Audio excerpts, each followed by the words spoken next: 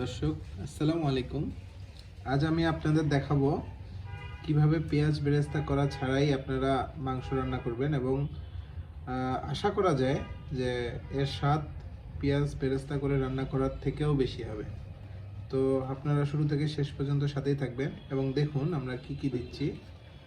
তো দেখুন, প্রথমেই আমরা দিচ্ছি পেঁয়াজ,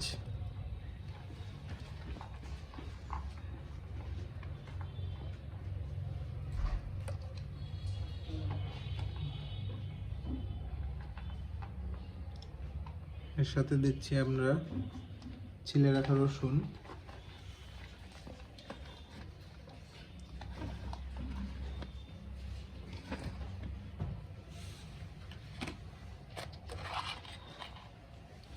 এরপর দেব আমরা তেজপাতা, গোটা রসুন,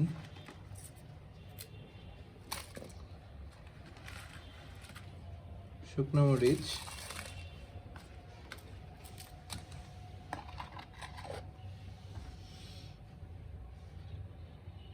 পর দেব পরিমাণ মতো হলুদ,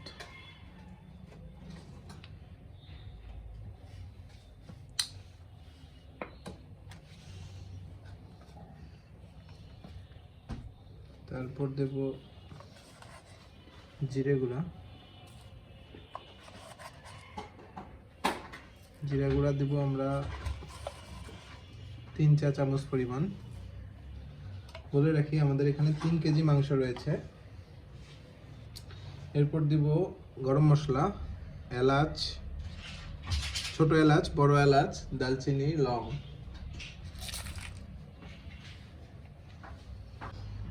তারপর দিব লবণ পরিমাণ মতো।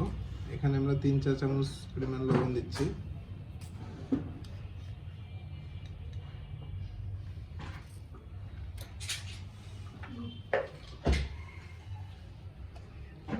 এরপর দিব তেল পরিমাণ মতো।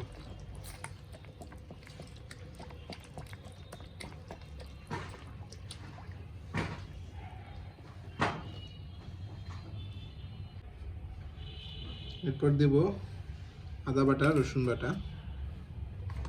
আপনারা হয়তোবা জেনে থাকবেন, আমরা আমাদের আগের রেসিপিগুলোতেও বলেছি আমরা আদা রসুন বাটা আগেই করে রাখি।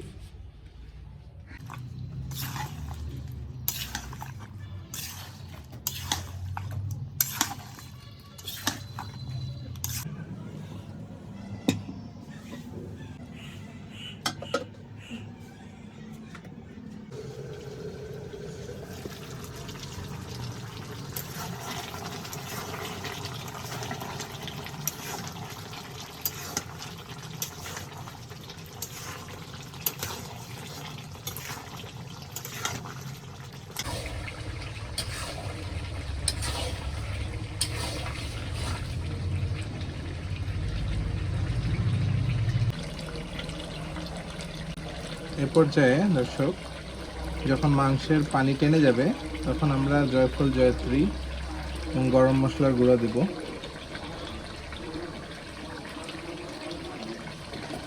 এখন ভালোভাবে কষাতে হবে। তো সাথেই থাকুন, শেষ পর্যন্ত দেখুন আসলে এর ফাইনাল লুকটা কেমন আসে।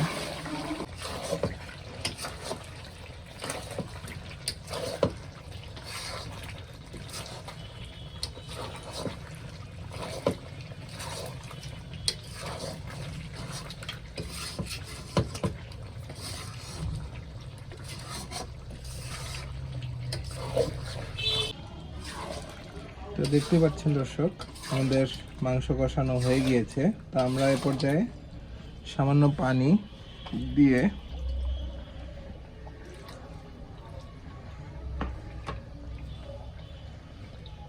এবং কিছুটা ভাজা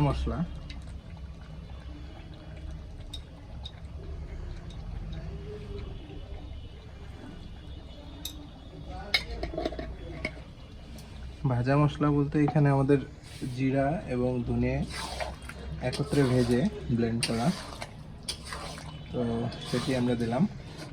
তো আমরা এখন ঢেকে দেব মাংসে তেল ভাসা পর্যন্ত। তো আমাদের রান্না মোটামুটি প্রায় শেষ হয়ে গিয়েছে। তো আমরা নামানোর আগে আমাদের ফাইনাল লুকটি আপনাদের দেখানোর চেষ্টা করব, তো সাথেই থাকুন। এখন 5 মিনিটের জন্য আমরা ঢেকে দেব।